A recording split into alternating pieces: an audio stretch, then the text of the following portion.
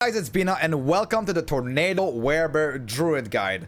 I just updated this one recently during the weekend, and I want to showcase it in mapping and everything, and then just go over the build as a whole. This one has been introduced. I think one of the content creators that helped a lot to spread this build around is Dread. So shout out to Dread. He's been playing this one for quite a while. He has done a lot of like 0 to hero runs with this. It was optimized as well by Misha. And then with this patch, I asked Misha for the planner. We talked a lot together, and we've managed to increase this build to even further levels. So we went from like 30 million DPS on endgame planner to, with the primordials and everything and some min-maxing, to close to 60 million DPS on endgame planner. So let's go about how this build actually plays. There's currently a little bug here that makes me go negative mana if I wait too long. But what you want to do is you want to spam tornadoes, right? And then you will cast Warcry on cooldown and transform on Bear on cooldown.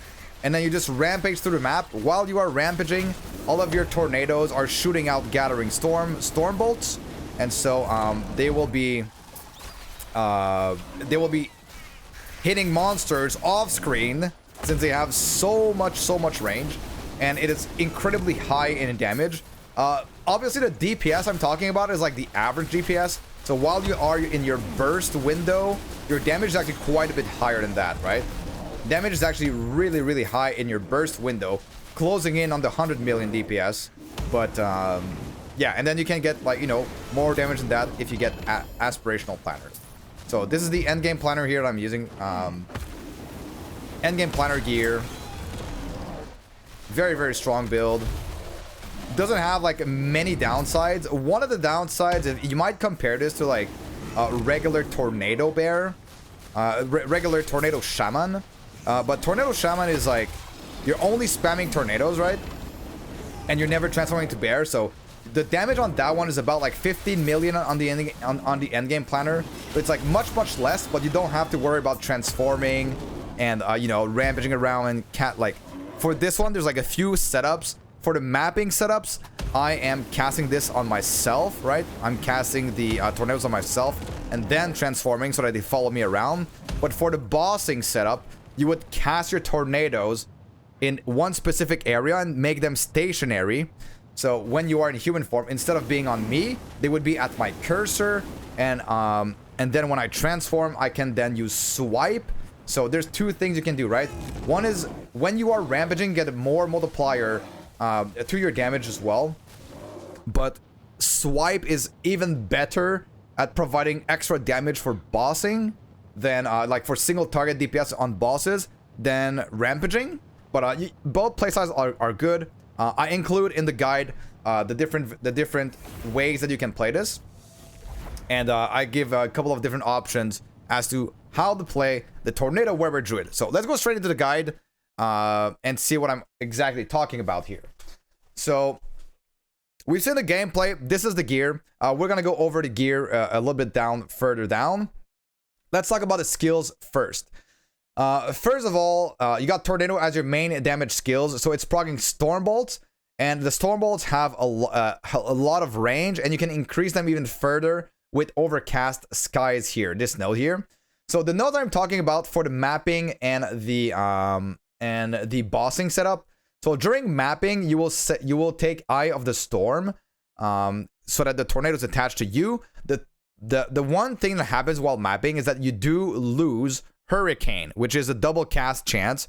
So you lose basically half of your damage while mapping, but you don't really need that much single target while you are mapping, right? And then again, you can always decide whether or not you like this setup or not. I offer you possibilities and have different options for you for mapping or for bossing. This setup here that I have right now as a main variant is the bossing setup, which uses Druidic Control, which makes your tornado stationary. Deal less damage. The multipliers to tornado don't apply to the storm bolts procced from it in Gathering Storm. So don't worry about the less damage. This does not apply to your damage while they are casting the storm bolts. So these are the two main nodes, right? The tornado is attached to you for mapping so that they follow you around, or stationary so that you get less, visual clutter when you are fighting, for example, Uber Aberoth, where you want to be able to see its abilities, and you don't want your tornadoes to go all over the place. If you like the tornadoes going all over the place, feel free to do so and not grab these points. It's totally up to you. And so I have 2 setups, and in the additional skill tips here, if you click on this drop-down menu, I have the setup for mapping where you unspec this and you spec into here, right? So that is going to be the mapping setup. Gathering Storm, that is what you proc from your tornadoes. So what this is doing, we're grabbing all of the more multipliers. There's this big one here, Excited Bolts, which will do scale damage up to your with your current mana. So because when we are in Werebear form, we will have Rage, and we'll be generating Rage on the hit. You're gonna be sustaining mana quite well. It's going to be always full against bosses. So it's going to be amazing to play and going to offer a very high more multiplier of damage for the Stormbolt. So another thing is that you get crit chance per Maelstrom stacks. So you're optimizing your crit chance because every time that you use Warcry, you will proc some Maelstroms. And then when you transform into Bear, you also do Warcry. And then you hold Warcry when you are in human form. So you'll have a bunch of Warcries, around 20 on average, and that will make you able to cap your critical strike chance without pretty much any investment anywhere. So that should feel amazing. The rest of the skill tree maximizes damage. Again, this one, Tempest Weapon, is used because we are going to be using Tempest Maw, and then the flat melee lightning damage is going to benefit from for Gathering Storm, right? Interesting note, Gathering Storm scales with Attunement as flat damage. So this one does not get an increase, but it gets flat damage from Attunement stacking. So Attunement gives us mana and also flat damage, which is going to be very, very important. So in Werebear form, some of the most important points, spell damage per strength. So we have access to quite a bit of strength as well. So strength is going to scale your spell damage as well when you are in Werebear form. Big multipliers in Relentless Thunder. Multiplier during Rampage here, that's going to be useful while mapping, but we're going to see later on that Swipe gives us a bigger multiplier for a single target than Rampage does. So make sure to grab all of the points here for the lightning damage when you turn into the Bear. So this one lasts 6 seconds, and since we're swapping back and forth between human form and Bear, this one is going to be always up. What you want to do is, right, when you're in human form on a boss, you want to be able to spend all of your mana, have enough cast speed to spend all of your mana, and then transform into Bear, and then get the big multiplier and, deal damage. Interesting thing to note is that we're going to have no cooldown on Rampage, so you'll be able to move quite well in mapping. Warcry is used here. It grants a lot of things. You're invulnerable for 1 second after using Warcry. You cleanse negative elements on you, gives you a bunch of crit. You lower the cooldown with this one, and then you also get 4 stacks of Maelstrom. The 4 stacks of Maelstroms are going to be synergizing very well with your Amulet, which gives you increased damage per Maelstrom. So that's going to be a huge part of your increased damage. And then for mapping as well, you swipe for Maelstrom, and then you get, with your Maelstrom, you will get Haste, Frenzy, you get some Dodge. You also get a lot of stun chance. Don't underestimate this, and slightly more lightnings. But that is what Warcry is used for. And then Swipe, it's a big DPS boost. It's a big DPS boost for single target. As you get with Aspect of the Panther, you get global more damage per stack. So you're trying to get this as much as possible. You also get a kill threshold and a little bit of crit multi here. Misha is mentioning in chat that Maelstrom also gives you crit for your Gathering Storm, but I have already mentioned this in this Gathering Storm explanation here. But yeah, Maelstrom is providing base critical strike chance, which means get to your crit cap very, very easily. So here I say on where is it? On Swipe and Gathering Storm. Don't put this on your action bar. Use an unspec Fury Leap and Summon Bear instead. Summon Bear is used because we are using Mantle of the Pale Ox, which gives you damage redirected to your highest health minion, which is a very good DR. But if you don't want to use Summon Bear, I've added an FAQ here. Is there an alternative to summon bear? So there are alternatives. You can use some idols with chance to summon a totem on hit, or you completely don't go for this and you go with static shell as your body armor instead. That is going to be up to you. So there are alternatives if you don't want to use any minions whatsoever. The passives are pretty straightforward. We're stacking attunement, we're stacking strength, we're getting all, you know, like the regular stuff, increased health here. We are grabbing as much, yeah, that's pretty much it. As much attunement, as much health as possible, as much cast speed as possible as well. We get health leech on crit on this one, which is really nice. But most of them are very, very straightforward. Crit avoidance per attunement. We're going to be capping our crit avoidance with our attunement stacking. So this one is going to be very nice. When we are shape-shifting, we get a bunch of buffs here with crit multi, increased crit chance. These two nodes, they're going to give more health to your companions, which this is going to be your bear. And for only these 2 points invested, you get 30% increased damage with a companion, which is really nice. Tankiness node here, tankiness node here. This one is new from Season 3, Boar Heart. When you use a Traversal or Evade skill, you gain aspect of the boar. So you're gonna have access to like permanent aspect of the boar pretty much. This also gives you endurance, which is nice. And we grab these nodes here, the travel nodes up to Avatar of Thunder, which gives you spell, lightning pen per 5 attunement, and we are stacking attunement. So straightforward stuff for the passives. Keep in mind that Harmony of Blades is required to dual wield. So yeah, that one is gonna be good. The last 2 points that I put in cornered beasts here, these can be put into like anyone that you want.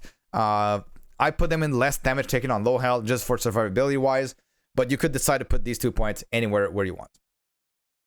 So the skill usage or the rotation is as follows. You summon your bear, you use War Cry and Roar on cooldown, you empty your mana when in human form by casting Tornado, you swap between bear and human on cooldown, and you swipe in Werebear form to boost your DPS, and then you rampage around the map, right? So as I've shown here, I'll show it in game because it's gonna be easier to see, but I've shown this at the beginning, right? But what I usually do, you start out, you summon your bear, you War Cry, you spend all of your mana, or like some of your mana, like in the first place, as your first transformation during the first mapping, you don't need to spend all of your mana, right? You only have to spend all your mana, or set up your build so that you spend all your mana on bosses, because when your Gathering Storm hits, they are going to consume your current mana. So you're going to spend way more mana when you're hitting a boss than when you are not, right? And then you transform, and then you rampage around the map. So what I like to do is I hold down these 2 buttons, War Cry and Werebear form, and then I use Tornado, and then I rampage around the map, right? And then I'm still holding the 2 buttons. It will transform me automatically into bear, and then when I transform, I just rampage. If I was on a boss, I would do the same thing, but instead of rampaging, I would swipe, right? This would be my rotation on a boss. You hold, basically you hold 3 buttons. You hold Tornado, War Cry, and transform into Werebear form. So Tornado is gonna have the same button as swipe. War Cry is gonna have the same one as Roar, which also casts a War Cry. And then Werebear will transform you into Werebear, and then it's gonna swap out the human form. So that's like very, very easy. It might seem a little bit clunky, but like honestly, it's not that big of a deal. And that says a lot coming from me that actually I've been against making this build for a long time because of the clunkiness. But this patch just made it so much better than in terms of DPS. In terms of DPS, it made it so much better than regular Tornado that I can't ignore it anymore. It's just amazing, right? But that's pretty much the rotation of the build.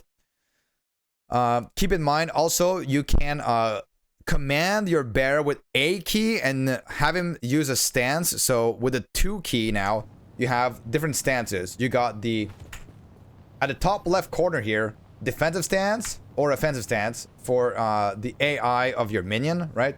And with the A key, you can tell him to go wherever you want to go, wherever you want him to go. So that's pretty much that.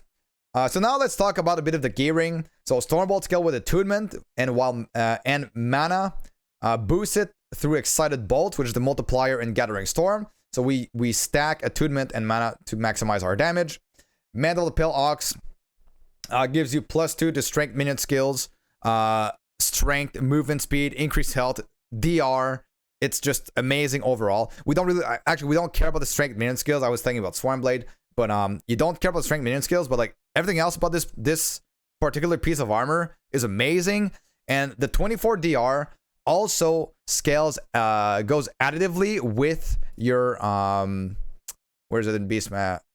Actually, we don't get this on here. Sorry, I'm making too many builds. I was thinking about the damage redirected to your highest health minion on here. It stacks additively, and also on Bear there's another one. But like on this build, you just get a 24%, right? So sorry about this confusion. So Mad Alchemist Ladle is really insane because it gives you free frailty, free armor shred. Also gives you a more multiplier per negative elements on the target. You'll just get the 8 elements for free on this build. Nothing to worry about here. So Mad Alchemist Ladle is amazing.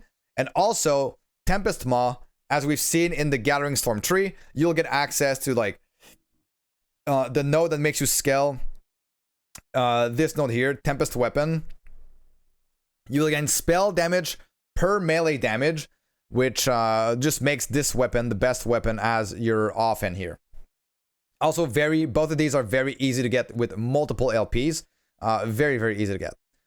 Butcher's Crown is your primordial unique. So I've tested pretty much all the primordial uniques, and this one was the only one that provided a significant damage increase for the build. So that is why we're going for this one, and we don't care about the downside of not regenerating mana. It gives us a lot more cast speed with the Frenzy. Increased damage is excellent. So that's going to be the one of choice. Another good option would be a Seed of Yggdrasil. So that one would be nice because the damage dealt to mana before health. That also works with Rage. And so because it works with Rage, and we are sustaining our Rage so well, that one would provide a lot of DR. So it's up to you. Whatever you want to do. Seed or Butcher's Crown. Foot in the Mountain, amazing for its all attributes. You know, strength is armor, attunement is mana. Like all attributes is just amazing overall. Vitality is resistances, and it's easy to get with multiple LP. Cooldown is pretty important to swap back and forth more often, right? And so you're casting more tornadoes. So you're casting your tornadoes in human form, and you're transforming back into bear faster. So you have like less downtime basically, right? Very, very good. Rule of the Simoon. This one, there are other options, but on this particular setup, I find that for what it provides as an extra tornado, some extra tornadoes automatically cast, and also provides the Void Res and Fire Res, which very, very nicely caps your resistances. So that is why I decided to go with Rule of the Simoon. Eye of the Storm. The more Maelstroms you have, the more increased lightning damage you have per Maelstrom. So that is going to be best in slot for sure. Brewmaster Buckle is just absolutely insane as the effect of maximum health gain as endurance threshold. It stacks when you use multiple potions in a row. So you could get all of your endurance as all of your health as endurance threshold if you just pop all of your potions up, right? Just a very, very nice belt. Target farmable very easily. Also is on an armor base, which is nice. Twisted Heart of Eukeros is going to be your main way of getting extra tankiness on top of your health and endurance and everything else, because you will be casting an elemental spell with Tornado, which is going to give you some ward. Since you're stacking health, you get a bunch of ward. It also gives you cast speed, strength, plus level 2 Tornado. Just amazing. And the implicit is 20% increased health. I am actually surprised that Twisted Heart is still in the game as it is. They've nerfed it a few times. It used to be 15% current health converted to ward, but it's still absolutely amazing. That was a long time ago, though. And obviously, Red Rings of Atlaria. If you don't know how to farm Red Rings, you should be getting about 1 red ring every 200k favor on Circle of Fortunes. I have some videos about how to farm those. If it's not linked below, check out the YouTube channel. And there is a video as to how to farm them properly. But just go with Ring Prophecies, and they will pop. and then you put them in your imprint slot, and then you just drop them with your imprints. Very easy to get if you know the method of getting them, right? So people often think that red rings are unobtainable gear. I think that is something that's starting to disappear as more and more people are starting to understand how to farm, how to properly farm in Last Epoch. But yeah, red rings, no big deal. Like 1 LP red rings, very easy to get. All right, here we talk about the build scaling, the damage, the defenses. We've already talked about all of this. The loot filter here, so you can select your strictness of loot filter. Still no sounds for the loot filter, but they are coming. So I have a few FAQs. Does damage dealt to mana before health work with rage? Yes. Why are we stacking mana for excited bolts? Is there an alternative to Summon Bear? We talked about this before. Here is going to be the video, and it's going to be a small summary of the build. So I hope you learned something in this build guide about Tornado Werebear. If you have any more questions, feel free to join the Discord. If you like these kind of video guides and these kind of videos and build guides for Last Epoch, subscribing to the channel is the best way of showing that appreciation. And you can also check me out on Twitch, which I stream pretty much every weekday from like 9 a.m. ish Eastern to like 5 p.m. Sometimes more when it's the start of a season, like right now. But I hope you learned something. This is an incredible build. I think it's one of the best of the patch. Tanky, big bossing DPS, easy to get started. So, like, people are rushing to 100 on softcore with this build very, very fast. Massive area of effect, right? And it's not a one-button build, a bit DPS downtime and rotation reliant. Hope you like it, and I'll see you guys all in the next video.